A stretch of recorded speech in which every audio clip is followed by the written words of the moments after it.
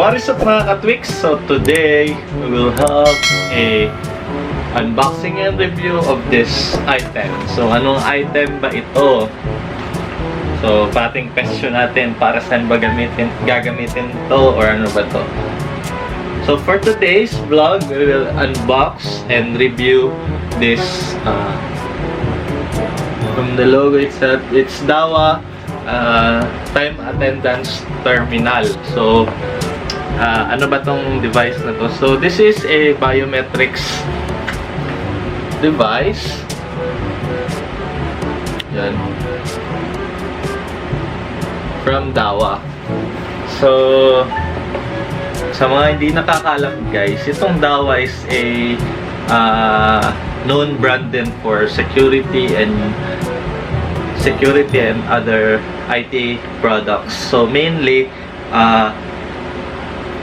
well-known sila for CCTV, so nagko-compete sila sa Hikvision, which is the parang famous or well-known talaga na brand ngayon, na Chinese brand ng CCTV or security devices or equipment. So itong DAHUA is another brand na masasabi natin maganda rin siya. So nagko-compete siya sa Hikvision or other security equipments na mga manufacturer. So usually for time attendance or timekeeping ng mga equipments, usually familiar tayo or common sa atin yung CK Teco. So ganito yung usually nila, mga CK Teco na device. So hindi ko na to siya kasi box lang to. So sample lang. So ayan. So for example, ito face recognition. Ayan. So ito biometrics. So ngayon, ito yung natin, i-unbox natin itong DAHUA.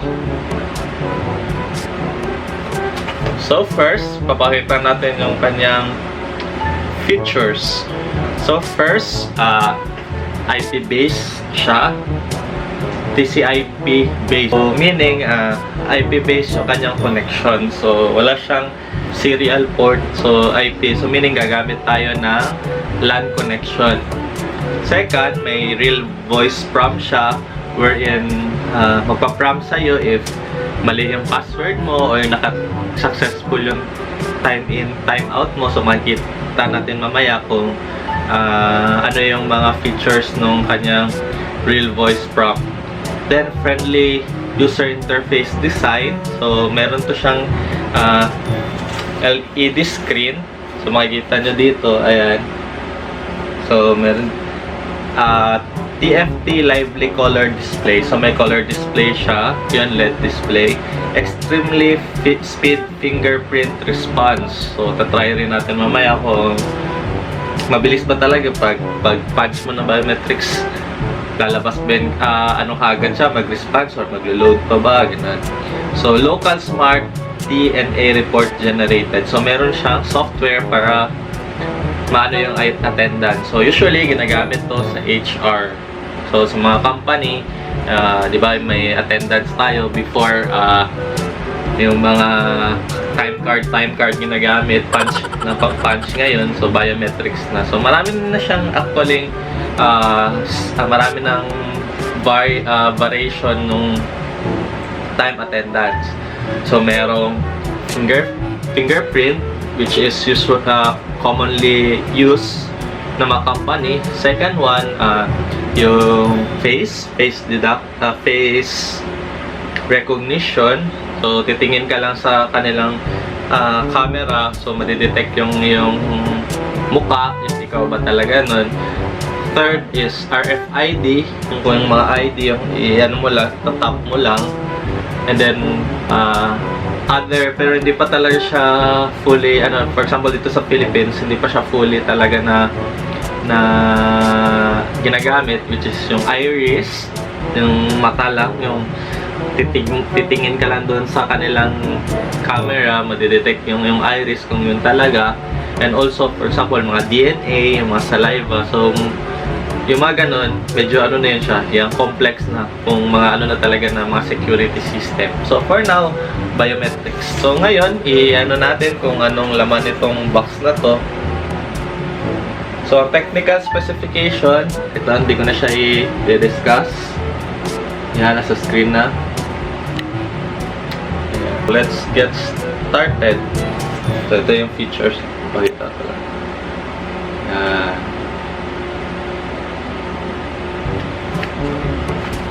Hindi ko na pakita. May serial. So, ito yung kanya itsura.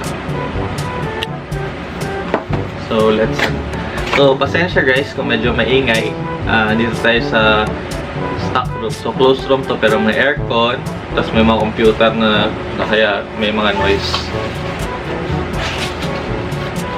So, pag open natin, ito yung first makikita nyo. So, first thing is the time and attendance stand-alone user manual. So, user manual.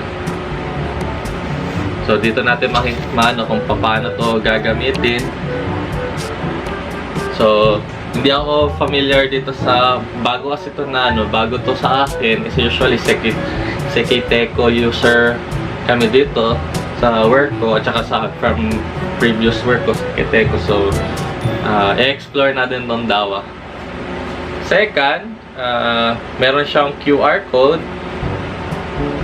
So, sa software siguro to, hindi ko ipapakita yung QR syempre for security purposes.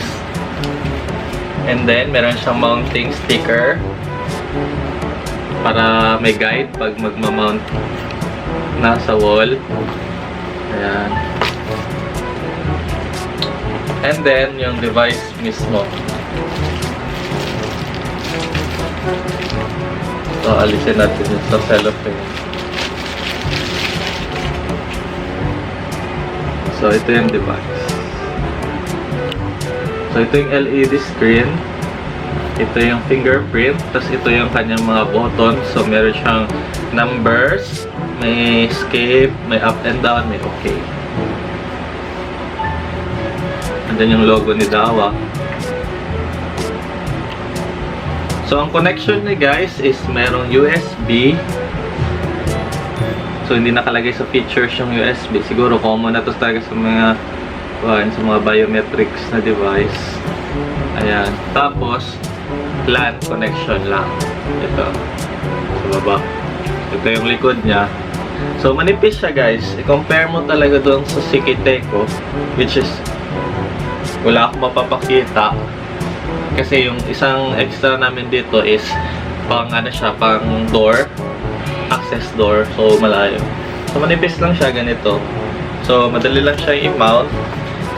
Hindi siya masyadong bulky. And then, ganyan lang yung size. So, siya, efficient. Space efficient siya. And then, next sa package, mga mounting screws. So, pag mount ka, may mga tacks, may screw, may tali, ganyan. So, yung kanyang power adapter. Ayan. Problema sa focus ng Ayan. Then, yung kanyang power cord. So, try natin. Wait.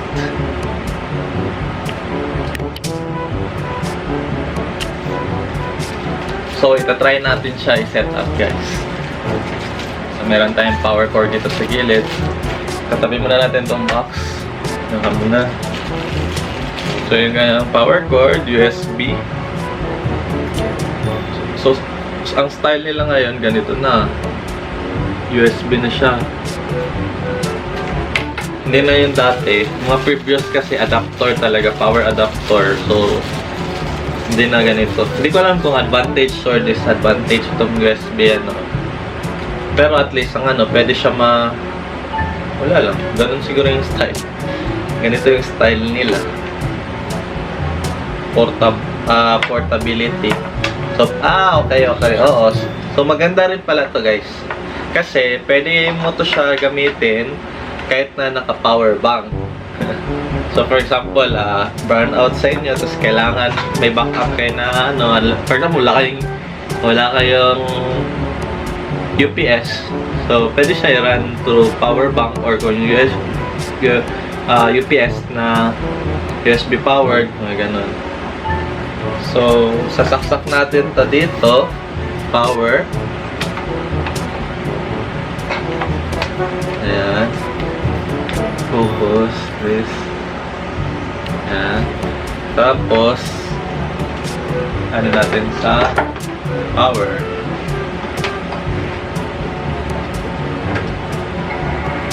So, nag-blue na siya. Mabilis yung booting time niya, guys. Pag saksak mo agad, nandiyan na agad. Unlike sa, for example, experience ko sa Teco, magbo-boot pa talaga siya ng mga ilang minutes. So ito, andyan agad. So blue light yung kanyang LED. Please press your finger again. So yan yung prompt niya. Please press your finger again. Please press your finger again. So yan. Yun yung voice prompt niya. Please press your finger again. So yun lang. So ito yung device. So magkakaroon tayo ng another video kung paano ito i-set up. So babasahin ko muna yung manual guys kasi hindi ko pa alam kung paano ito gamitin. Sa Teco, ano ko nakabisado ko na yun. So abangan nyo na lang sa next video. So that is for today guys. Hope you learned something from this video. So at least na ano kayo na may biometrics or may time attendance product or equipment si DAHUA. So sa mga DAHUA users dyan, if meron kayo ganito, so you can comment on the description or in the comment box. So yun, if you like this video, kindly hit like. So if you have comments, suggestions, or clarifications about this item or sa vlog na to, so don't hesitate to comment in the comment section below. So don't forget to subscribe to my channel. So if na-subscribe mo na, don't forget to hit the notification bell para ma-aware kayo may mga bagong videos tayo. So once again, that is for today guys. Thank you for watching. This is the Twister. See you in the next video.